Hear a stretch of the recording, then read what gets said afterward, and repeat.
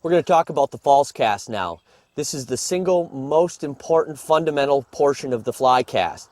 The false cast, if you don't have this right, none of the other stuff that we're going to talk about through the segment is going to work.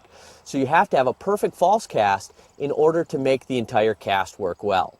So when you're going to start out, or we're going to start out, what I'm going to do is I'm going to strip off a little bit of fly line.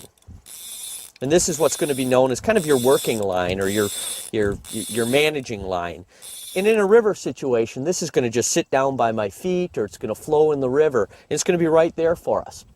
But this is the line that we're going to work with, where we're going to actually gain distance and so on. The other hand, your left hand, is going to be your control hand. This hand is just holding on to that fly line. So the first thing we'll do is we'll get into that stance that we talked about earlier. Left foot forward a little bit. My right foot just set a little bit back. My thumb is comfortably sitting on top of the cork. Now we're going to begin the false cast. I'm going to just feed out a little bit of line. I'm going to start out with my tip down to the ground like this, my elbow off to my side.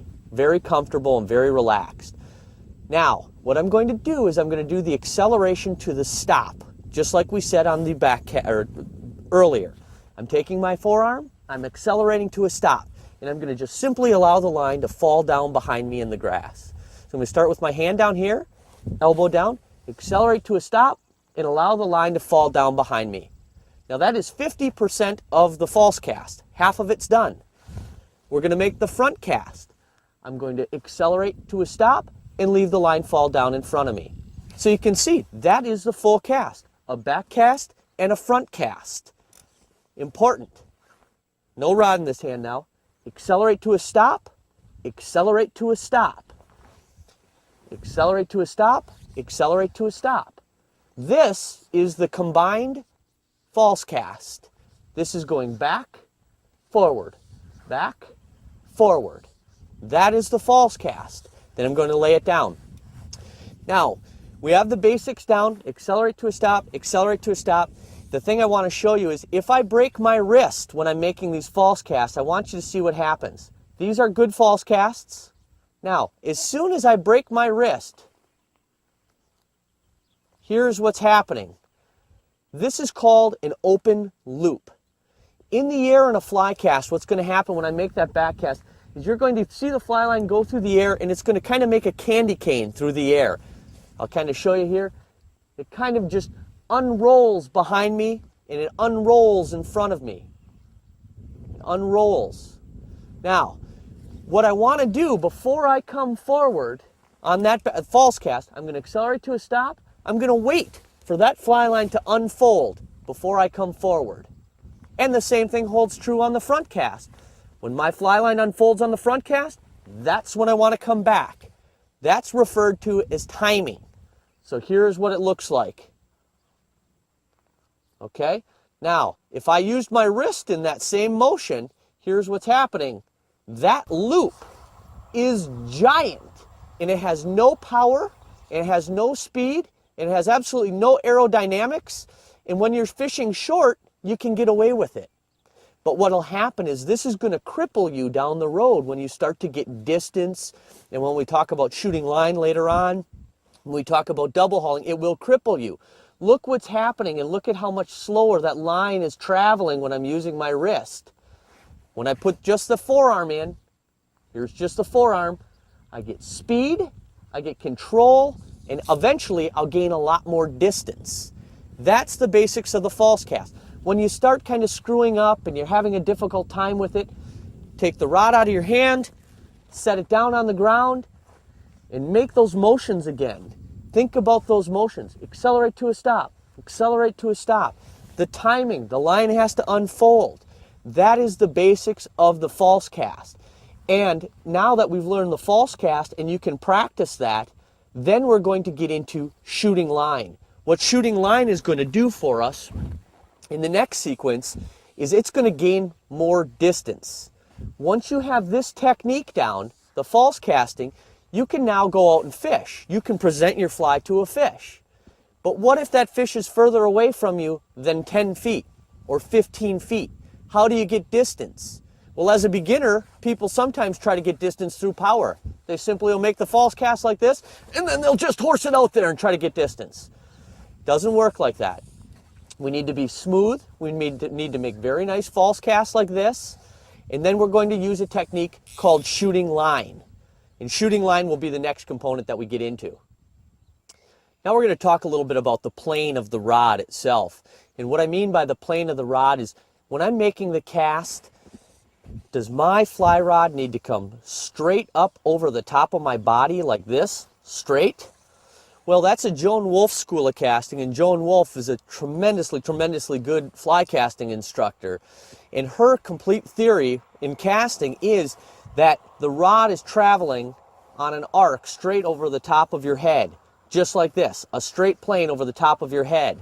Then another gentleman by the name of Lefty Kreh has another theory in fly casting. And what Lefty had said is that it doesn't matter where your rod is, if it's up here or if it's down here, as long as the tip of the rod is traveling on a straight plane, meaning that you're kind of drawing a line in a straight line with the tip of the rod, either here or, as Joan Wolfe said, here. The most important part is that you're drawing a straight line with the tip. And what I mean by that is I don't want to see these little S turns in your fly cast, like this. Some people will start casting and they'll start doing this. You know, or you're bringing the rod around like this. No, you can cast off to that little 45-degree angle, but that rod has to be drawing a straight line, creating a straight plane. That's the most important part of where's the direction of your fly line actually going to head. Now what we're going to do is we're going to get into shooting line. Let's get some distance. Now we're going to gain some distance in your fly cast. Shooting line. First, we want to make sure that you have the false cast down adequately, because that's going to determine how much line you're going to be able to shoot. What shooting line is going to allow me to do is gain that extra 10, 20, 30, 40 feet to my false cast itself. And how shooting line works is we're going to still make those good, hard false stops, boom, boom, boom, but when I make that front cast and my rod accelerates to a stop on the front cast, I'm going to allow a little bit of line to slip through my index finger and my thumb. Now I'll let you kind of take a peek at that. I'll make a false cast, and on each cast, when I stop my rod abruptly forward, I'm going to let a little slip through. Little slip through, little slip through. And that added maybe another 10, 20 feet to my cast by just allowing a little to slip through. The important part of that is that you only can allow that line to slip through when your rod accelerates to a stop. When your rod stops abruptly here, that's when you let the line slip through. If you don't, you'll be making false casts like this, and if you try to let it go here, it's all going to fall apart on you. So you just make those false casts, you stop abruptly, and let that little bit of line slip through on that front cast. Now the second way, which is my preferred way of shooting line, is I'm going to create a donut or an O with my thumb and index finger on this cast. What I will do is I'm going to make my false casts, just like I was before, and when it's time to shoot the line, what I'm going to do is with my thumb and index finger, I'm going to make that little donut. Just like that, and allow that line to slip through. I'll do it again for you so you can take a look at that.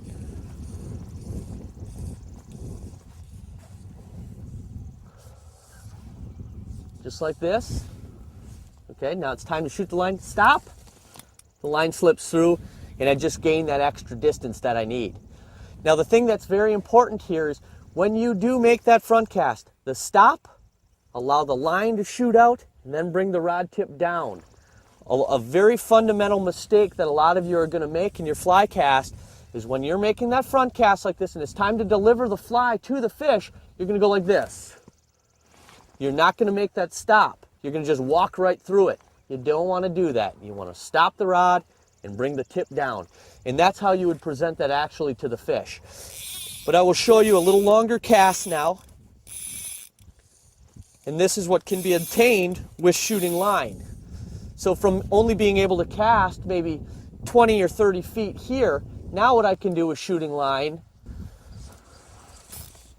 is I just got 50 or 60 feet out with very little effort at all. You can see the casting stroke was very smooth and the line just took off. That's shooting line.